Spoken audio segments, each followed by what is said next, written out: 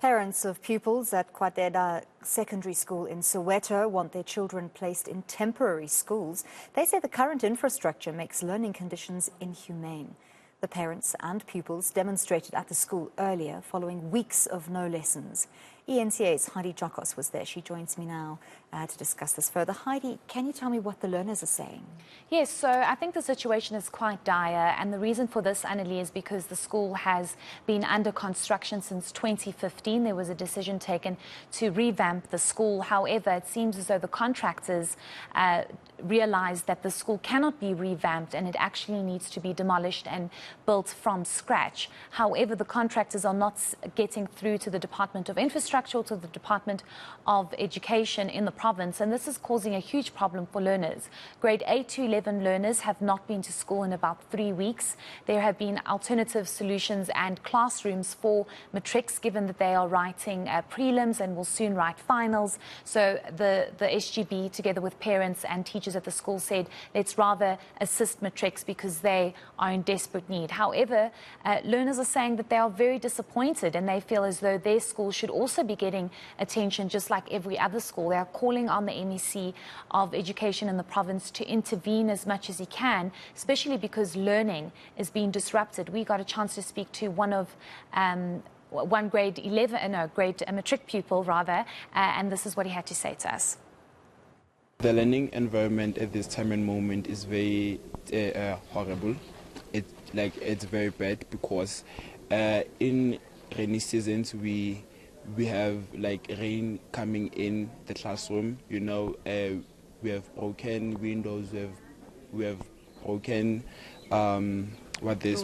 broken doors. You know, so that is not nice for us learners, especially for grade 12s, because that is not the type of learning environment grade 12 should be in, and like also the grade 8 to grade 11 type of environment, because like there is this say of for a school to have a productive grade 12, it needs to start to grade 8. Therefore, now at this time and moment, we are very much worried for our grade 8 at how will they survive at this type of environment.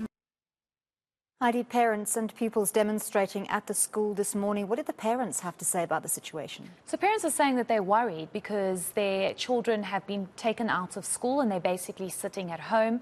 This is a big concern for them because learning and teaching cannot continue until the issue is addressed.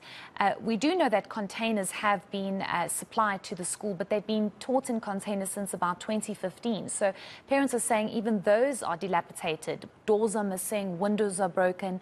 The conditions of these containers has deteriorated over the years, and they want something to be done. What was quite serious was the fact that the contractor arrived at the school after they had seen our reports and tried to engage with parents and the SGB, and the parents basically chased the contractor away because the parents are saying there's a blame game going on. The department's blaming the contractor's blaming the department, and for them, they just want a solution. They just want their children back in school, and if that does not happen, they feel as though another school should be allocated for learners. We have spoken to the Department of Education in the province. The department says this is more of a Department of Infrastructure issue, and we have reached out to the Department of Infrastructure. They said they'll get back to us at 5 o'clock. We still have not heard from them.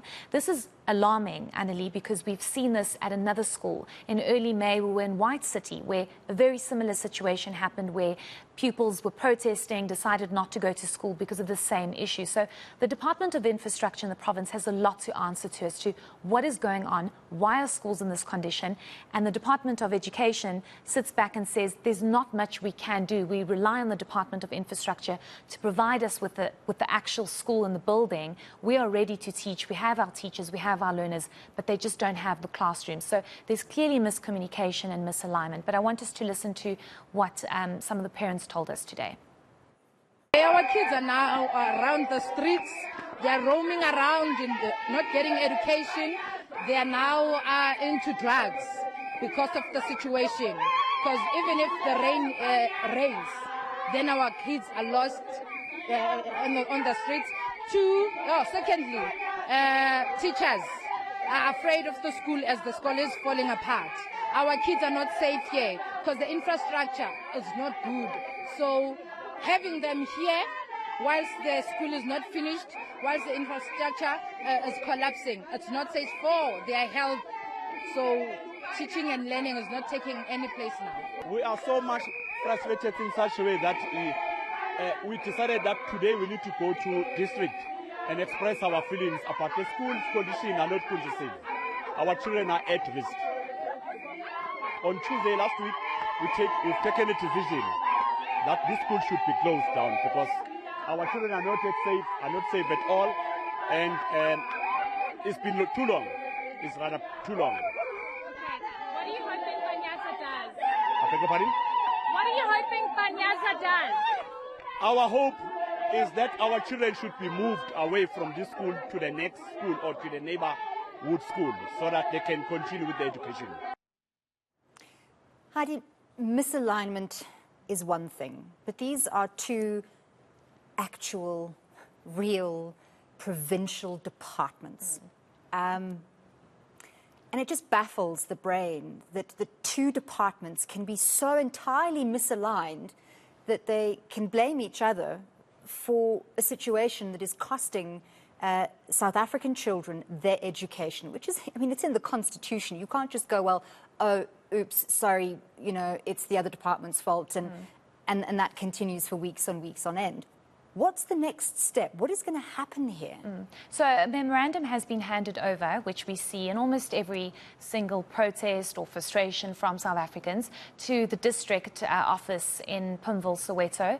And it seems as though Gauteng Education is saying that by next week, an alternative school will be provided. And I think part of the frustration from parents is that they had been promised the school last week, the week before, but it seems as though that school's not ready. But when we got a chance to speak to Gauteng Education spokesperson Steve Mabona, he did indicate that the school will be ready next week. But I think the big question and the pressure is on Gauteng Department of Infrastructure, because they need to answer, they need to explain what exactly is going on. If the contractor has a problem, and we even heard Elijah, who's the national spokesperson for basic education, indicating that the contractors should then be replaced. What is the delay? What is the actual problem? There's no point in having a contractor that perhaps can't do the work, or you aren't satisfied with their work. And as you said, South African children's education has been taken away from them.